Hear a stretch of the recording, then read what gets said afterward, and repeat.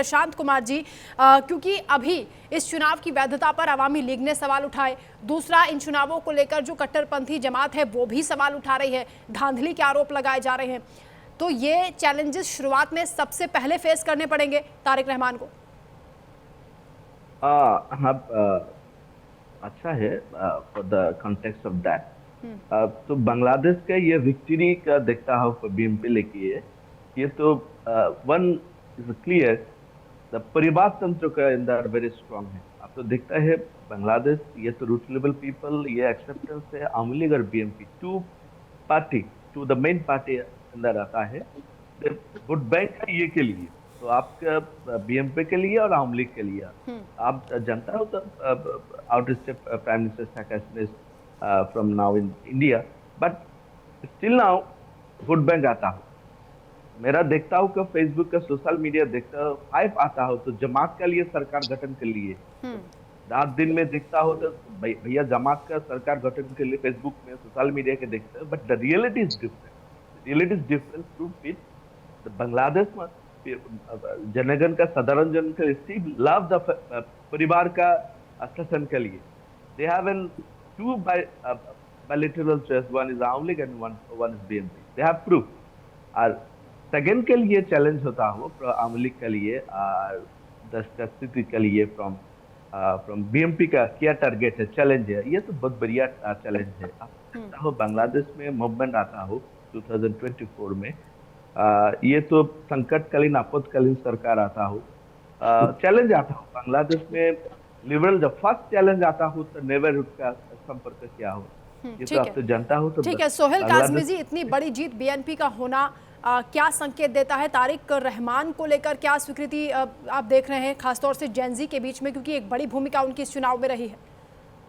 वंदना जी, पहले तो good morning आपको भी और मेरे जितने को पैनलिस्ट हैं उनको भी। दूसरा ये है, change is the law of nature. देखिए किसी भी मुल्क को, छोटा हो या बड़ा हो, जब तक वो स्टेबिलिटी ना हो गवर्नेंस के एतबार से, तब तक उसकी जो आगे का फ्यूचर प्लान है वो उस पर आप कोई बात नहीं कर सकते। तो स्टेबिलिटी आना और बीएनपी का जिस तरह से, जैसे रहमान साहब आए बांग्लादेश में और उसके उनका जो स्वागत हुआ, तभी से हम इंडिकेट कर रहे थे कि लोगों की सिंपैथी जो है खालिदा जिया के बेटे के साथ है और एक कुछ ना कुछ अच्छा होने जा रहा है बांग्लादेश के लिए। देखिए टू नेशन, अब आप उनका मैनिफेस्टो आप जो पढ़ रही थी स्टार्ट में अपने इंट्रो में, वो यही दिखाता है कि मॉडरेट और सेकुलर बांग्लादेश बनेगा। Secular in terms of minorities के लिए, दूसरा ये है कि मॉडरेट रिलेशंस अपने साजगार माहौल में किन किन मुल्कों के साथ उनके साजगार माहौल रहेंगे। ये तीसरा था कि पिंडी ना दिल्ली। ये पिंडी वाली बात तो छोड़ दीजिए, पिंडी का तो अपना बुरा हाल है, तो उससे तो बात बनने वाली नहीं है। उन्होंने बहुत कोशिश की, जैसे मेरे भाई ने कहा, मेजर साहब ने, कि वो इंटरफेरेंस करते हैं क्योंकि वो हर जगह करते हैं और वो पैसे की फिराक में छोटे छोटे मुल्कों के साथ भी कुछ ना कुछ अपनी प्रेजेंस बताने की कोशिश करते हैं। लेकिन इन ग्रेटर टर्म्स अगर आप देखें तो भारत के साथ हमेशा बांग्लादेश के रिश्ते जो है बड़े साजगार रहे हैं, चाहे वो एजुकेशन का आदान प्रदान है, टूरिज्म का आदान प्रदान है, चाहे व्यापार का आदान प्रदान है, और जो माली इमदाद भारत उनको देता रहा है, वही एक अच्छा मुल्क, एक अच्छा पड़ोसी दूसरे पड़ोसी मुल्क को देख के खुश होता है। तो मुझे लगता है कि आने वाला वक्त जो है उनकी जो फॉरेन पॉलिसी उसमें भी चेंज आएगी और उनका जो माइंडसेट है गवर्नेंस का उसमें भी बदलाव आएगा। और हमें आशावादी रहना चाहिए क्योंकि हमारे से अलग हुआ एक मुल्क है, हम उनको हमेशा अपना भाई समझते हैं, तो हमारे पड़ोसी खुश रहें, ये भारत का हमेशा इंडिवर रहा है। और इसी के रिटेलिएशन में भारत को हमेशा जीत मिलती है कि एक मॉडरेट मुल्क है, बड़ा विशाल मुल्क है और दिल खुला है, और मोदी साहब जो है उसका प्रदर्शन हमेशा करते रहे हैं, और उसी की रिटेलिएशन में हमें जो इज्जत मिलती है पूरी दुनिया में, वो दर्शाती है कि बांग्लादेश और हिंदुस्तान आगे की रणनीति जो है, जब ये स्टेबल गवर्नमेंट इंस्टॉल हो जाती है तो वो साजगार माहौल पे आगे चलेगी, और मुझे पूरी उम्मीद है इसकी। बिल्कुल, और तारिक रहमान तो खुद भी मुक्ति संग्राम में भारत की भूमिका की सराहना करते हैं और अब प्रधानमंत्री ने भी उन्हें क्योंकि बधाई दे दी है। तो करोड़ी सिंह जी, आप कैसे देख रहे हैं, क्या बड़े बदलाव होने जा रहे हैं बांग्लादेश में तारिक रहमान के नेतृत्व में, क्योंकि प्रधानमंत्री उनका बनना लगभग तय है? देखिए वंदना, अभी जो परिणाम आ रहे हैं लगभग स्पष्ट हो चुकी है स्थिति जी, और इसको हम दो आधार पे समझ सकते हैं। एक तो बांग्लादेश के स्वयं के लिए इसका क्या मायने है, और फिर भारत बांग्लादेश रिश्तों के लिए ये क्या मायने रखता है परिणाम। बांग्लादेश का आंतरिक जहां तक मामला है, जमाते इस्लामी जैसा दल जिस पे बांग्लादेशियों के पाकिस्तानी दमन के साथ पाकिस्तान के रहने का जो दाग था, वो कुछ सीमा तक धोने में वो सफल रहा है। क्योंकि जमाते इस्लामी जैसी को इतना बहुमत मिलना, इतना वोट मिलना उनके लिए बहुत बड़ी उपलब्धि है। पाकिस्तान जैसे देश में भी धर्म आधारित पार्टी जो जमाते इस्लामी है उसको इतना वोट नहीं मिला जितना इसको मिल रहा है। तो इसके लिए ये संतोष की बात है। दूसरा, मोहम्मद यूनुस ने स्पष्ट रूप से कह दिया है कि मैंने मेरी जिम्मेदारी निभाई, अब मैं फ्री हो गया हूं, मैंने शांतिपूर्ण चुनाव करवा दिए, बाई एंड लार्ज शांतिपूर्ण रहे हैं जी। तीसरा ये है कि बांग्लादेश के लिए जो जनवरी 2024 में हुआ था उससे ज्यादा अच्छा पोलिंग रहा, पोलिंग परसेंटेज अच्छा रहा, क्योंकि उस समय जमाते इस्लामी, बीएनपी इन सब ने बायकॉट किया था। तो उस चुनाव से कहीं ज्यादा ये वैध होगा, ज्यादा लेजिटिमेट चुनाव होगा बांग्लादेश के लिए। बीएनपी के लिए यह है कि उनको अब अवसर मिला है कि जो बांग्लादेश की जो हालात था उसको सुधारने के लिए, और सुधारने के लिए जो जुलाई चार्टर है जिस पे रेफरेंडम भी हो गया है, तो उसके आधार पे आधारभूत संस्थागत परिवर्तन और अर्थव्यवस्था को संभालना और सामाजिक सौहार्द बनाना, ये 3 फ्रंट पे उनको बहुत ज्यादा काम करना है। सामाजिक सौहार्द के लिए जो माइनॉरिटीज का हिंदू, बुद्धिस्ट, क्रिश्चियन काउंसिल है उनको ऑलरेडी तारिक रहमान अश्योरेंस दे चुके हैं कि मैं कोई भी उन पे अत्याचार हुआ है उसका इन्वेस्टिगेशन कराऊंगा और भविष्य में अत्याचार नहीं होने दूंगा माइनॉरिटी पे। तो इससे ऐसा लगता है कि एक सेकुलर गवर्नमेंट की तरफ वो जाएंगे। संस्थागत सुधार में वो जुडिशरी को, इलेक्शन कमीशन को ज्यादा फ्रीडम देंगे। प्राइम मिनिस्टर का टर्म है वो 2 बार के लिए फिक्स हो जाएगा। जो संसद है वो 1 सदनीय नहीं होके 2 सदन होगी। ऐसे बहुत से राजनीतिक दृष्टि से संस्थागत परिवर्तन होंगे। आर्थिक दृष्टि से संभालना बड़ा मुश्किल होगा क्योंकि चुनौतियां बहुत ज्यादा हैं। बिल्कुल। अब भारत और बांग्लादेश के जहां तक संबंधों का सवाल है, मुझे लगता है कि संबंधों में कुछ अच्छा सुधार होगा। हो सकता है तारिक रहमान सबसे पहले विजिट भी भारत का ही करें, न्यू दिल्ली वो आ भी जाएं, ऐसा मैं अनुमान लगाता हूं। क्योंकि देखिए भारत के जितने पड़ोसी देश हैं और जब भी सत्ता परिवर्तन हुआ, एक सामान्य प्रवृत्ति ये होती है कि वहां का जो नया प्रधानमंत्री या राष्ट्रपति बनता है सबसे पहले भारत की यात्रा करता है, भारत से संबंध सुधारने की कोशिश करता है। क्योंकि जितने छोटे पड़ोसी हैं उनके साथ सांस्कृतिक और ऐतिहासिक गहराई इतनी ज्यादा है कि वो भारत से दूर हटके शासन व्यवस्था नहीं चलाना चाहता। तो मुझे लगता है कि दोनों देशों के बीच में कुछ मुद्दे हैं और जो कुछ मुद्दे बढ़ गए थे और अभी भी हसीना को लेके एक विवादास्पद स्थिति है, लेकिन इसको मुझे लगता है कि कूटनीतिक तरीके से समाधान की तरफ आगे बढ़ेंगे। एक अन्य महत्वपूर्ण चीज सामने आ रही है वंदना, वो ये हो रही है कि देखिए स्टूडेंट्स में जो नवयुवक हैं उनमें ऊर्जा बहुत है, वो सत्ता परिवर्तन का काम तो कर सकते हैं लेकिन शासन व्यवस्था चलाना उनके बस की बात नहीं है क्योंकि अनुभव नहीं है। हाँ। ये जिस तरह के सिटीजन्स पार्टी को सपोर्ट मिला वो स्पष्ट कर रहा है क्योंकि हसीना को हटाने में नवयुवकों को आगे करके बीएनपी, जमाते इस्लामी ये सब पीछे थे, उनको फ्रंट पे कर रखा था। तो जो नवयुवक हैं उनका आप सत्ता परिवर्तन के लिए तो प्रयोग कर उनको साथ ले सकते हैं, लेकिन वो सत्ता को चलाने में, सत्ता को मेंटेन करने में राजनीतिक अनुभव चाहिए। मुझे लगता है कि वो राजनीतिक अनुभव तारिक रहमान के साथ है, उनके राजनीतिक दल के साथ है, तो बांग्लादेश में स्थायित्व भी आएगा, प्रगति की तरफ भी बढ़ेगा और भारत के साथ रिश्ते भी मुझे लगता है कि सामान्य होंगे और सुधार भी होगा। ऐसा वंदना में उम्मीद करके चलता हूं। ठीक है मोहम्मद अली शाह, ठीक है मोहम्मद अली शाह, क्या आपको लग रहा है, आप कैसे आंकते हैं कि जो बीएनपी को इतनी बढ़त मिली है और जमात इस्लामी इतना पीछे छूट गया है, क्या महिलाओं की इसमें एक महत्वपूर्ण भूमिका रही? क्योंकि महिलाओं को डर था जमात इस्लामी अगर आ जाता तो उन पर बहुत पाबंदियां लग जाती, जबकि यहाँ अपने मैनिफेस्टो में तारिक रहमान ने महिलाओं के सशक्तिकरण की बात कही, उन्हें ग्रेजुएशन तक फ्री में शिक्षा की बात कही। बिल्कुल वंदना जी, इसमें कोई शक की बात नहीं है। देखिए इससे साफ दर्शाता है कि लोगों के दिलों में भी डर था कि अगर जमाते इस्लामी आ जाती है तो कहीं जैसे ईरान में हो रहा है कहीं वैसा कट्टरपंथी इस तरीके से ना हो जाए बेसिकली। तो जी हाँ, महिलाओं की अहम भूमिका थी और इसमें आपने देखा कि इतने बड़े तादाद पे लोग वोट देने आए, जो लोग वोट देते नहीं थे वो लोग उन्होंने कहा भाई नहीं हमें वोट देना चाहिए, आइए।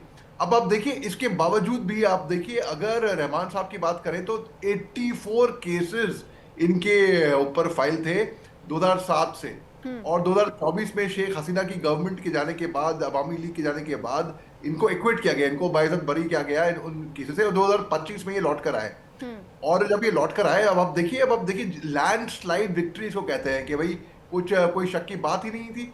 अब जो कि जातीय संसद है उनसे फर्स्ट टर्म में वो ये इलेक्ट हुए, और ये इसी जमाते इस्लामी को लोग नहीं चाह रहे थे, इसमें महिलाओं का भी अहम भूमिका थी। और जो आम बांग्लादेशी है वो मेरे ख्याल से वो नहीं चाहता कि हिंसा हो, और जिस तरीके से हिंसा भड़की हुई थी बांग्लादेश के अंदर, और ये मोहम्मद यूनुस की सरकार कंट्रोल ही नहीं कर पा रही थी, और जिस तरीके से माइनॉरिटीज के खिलाफ वहां पर, हिंदू भाई बहनों के खिलाफ वहां पे हिंसा हो रही थी, कतई मंजूर नहीं था लोगों को। तो इससे ये दर्शाता है कि जी हाँ, हालांकि इन्होंने बोला कि सेक्युलर फॉर्म की गवर्नमेंट आएगी और ये वक्त बताएगा, बिल्कुल, और मेरे को उम्मीद है, मैं आशावादी हूँ कि बिल्कुल ऐसी चीजें सुधरेंगी बांग्लादेश के अंदर। अगर जमात इस्लामी आ जाती तो भैया भगवान बचाए, मतलब बांग्लादेश का क्या हाल होता हम समझ सकते हैं कि क्या होने वाला है बांग्लादेश के अंदर। तो जी हाँ, जिस तरीके से, हालांकि इनके ऊपर बहुत, रहमान साहब के ऊपर बहुत सी कंट्रोवर्सीज भी हुई थी पहले, और इस वजह से इनको लंदन जाना पड़ा, लेकिन मैं एक अच्छा भविष्य बांग्लादेश के लिए अब देख रहा हूँ। जी बिल्कुल सोहेल काज़मी जी, दो मुख्य बातें हैं जो तल्खी की वजह है बांग्लादेश और भारत के बीच। एक तो शेख हसीना को लेकर असंतोष भी जता चुके हैं तारिक रहमान, और दूसरा जो यहाँ पर हम जिक्र करेंगे वो अल्पसंख्यकों पर हुए हमले को लेकर, खासतौर से हिंदुओं को जिस तरीके से टारगेट किया गया। अंतरिम सरकार के दौरान 2900 से ज़्यादा हत्याएं हुई। यहाँ पर तारिक रहमान कहते हैं कि हिंदुओं के लिए, जो बाकी अल्पसंख्यक हैं उनके लिए वो सुरक्षा के लिए कानून लेकर आएंगे, मंदिरों की सुरक्षा की उन्होंने बात कही है। तो आपको लगता है कि इन दोनों ही मुद्दों को लेकर जो रिश्तों में कड़वाहट आई है वो दूर होगी? बिल्कुल, देखिए वंदना जी, जो चैलेंजेस होते हैं और जो जिनकी बात मेजर साहब भी कर रहे हैं, सब कर रहे हैं, कि जो चैलेंजेस होते हैं और जो पीछे गलतियां हुई होती हैं किसी भी रिजीम से या किसी भी लीडर से, उनको नजर में रखते हुए जब भी पीपल सेंट्रिक अप्रोच से कोई सरकार आती है और इतना बहुमत, और उनकी अपनी मदर की भी जो लेगेसी थी और जिस तरह से उन्होंने गवर्न किया, उन सब चीजों को मद्देनजर रखते हुए, और फॉरेन पॉलिसी और जियो पॉलिटिक्स जो पूरी दुनिया में बदल गई है, आज पूरा दुनिया जो है वो सोती नहीं है रात को, कोई छोटा मुल्क हो बड़ा मुल्क हो, कि रात को कौन किस पे अटैक कर देगा, कोई किसी का वजूद सुबह रहेगा कि नहीं रहेगा। ट्रंप ने सबको बुखला के रखा हुआ है। उन सब के बीच का रास्ता ये है कि एक मॉडरेट और सेकुलर क्रेडेंशियल से मुल्क चले, और जो सिंपथाइजर है उनके साथ सिंपथेटिकल वे में गवर्नेंस के एतबार से साजगार माहौल रहे। और मुझे लगता है ये सब चैलेंजेस होते हैं, हर सरकार के लिए होते हैं, हर नए प्रधानमंत्री के लिए होते हैं, लेकिन जिस तरह का बहुमत और जिस तरह का ओवरवेलमिंग जो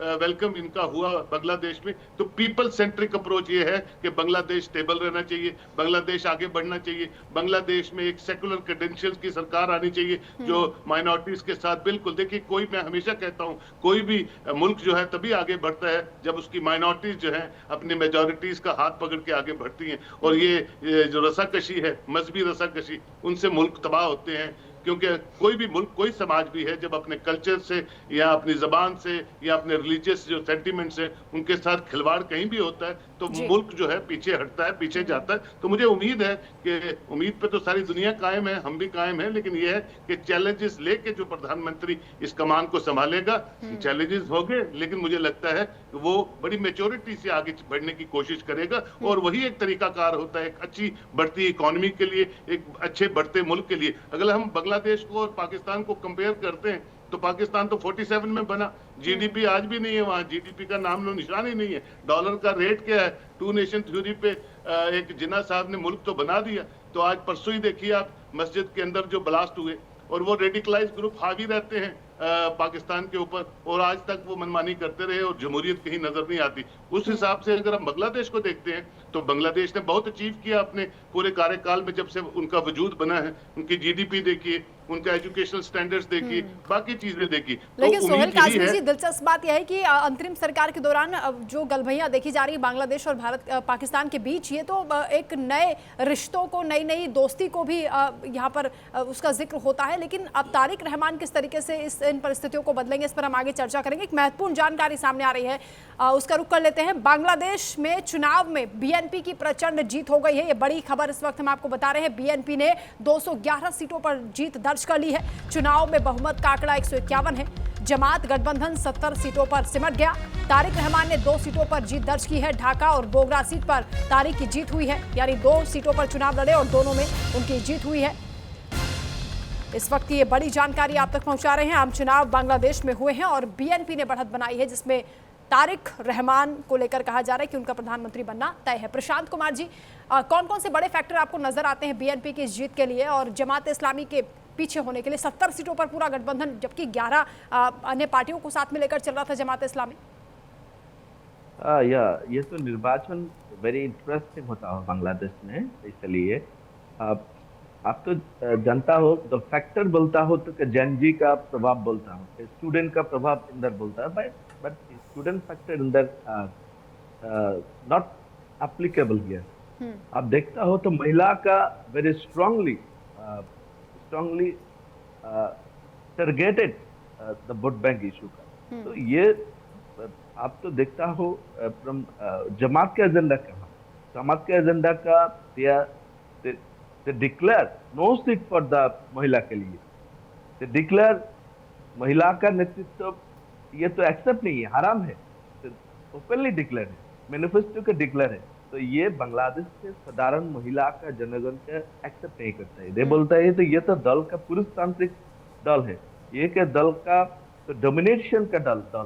तो बांग्लादेश का महिला का मैंडेट देता है फैक्टर फ्रॉम बीएनपी के लिए। BNP is a moderate term in terms of the Jamaat का लिए। तो अनदर फैक्टर आता है, ये तो वोट बैंक, बांग्लादेश का वोट बैंक माइनॉरिटी आता है, हिंदू माइनॉरिटी आता है, आप तो बीएनपी के वोट देता है। तो लॉट्स ऑफ फैक्टर आता है, ये तो वोट इक्वेशन एंड कैलकुलेशन देखता है। तो बांग्लादेश में के तारिक रहमान का लिए पाल्स आता है। आप तो जानता हो जब तारिक रहमान क्या हो, Tariq Rahman is the son of the Begum Jia and the son of the State President Jia Rahman. So the factor आता हो, परिवार का strong mandate आता हो, the people, I already mentioned the hierarchy, the system of the Bangladesh in the आता हो, तो ये बढ़िया बड़ा फैक्टर आता हो। ये फैक्टर कहाँ होता हो, जब परिवार का हिस्ट्री आप देखता हो, जब बांग्लादेश के इतिहास में स्टेट प्रेसिडेंट के लिए, ये स्वाधीनता के लिए ये कंट्रीब्यूशन कहाँ, ओवरऑल द फैक्टर, ये तो रिलीजियस फैक्टर है, ये तो परिवार का फैक्टर है, ये तो द प्रेजेंट सत्सन का जमात का लिए एजेंडा, ठीक है, ये तो फुलझुरी है, ये तो महिला के लिए बिस्तगार है, ये full goes on the favour on the BNP.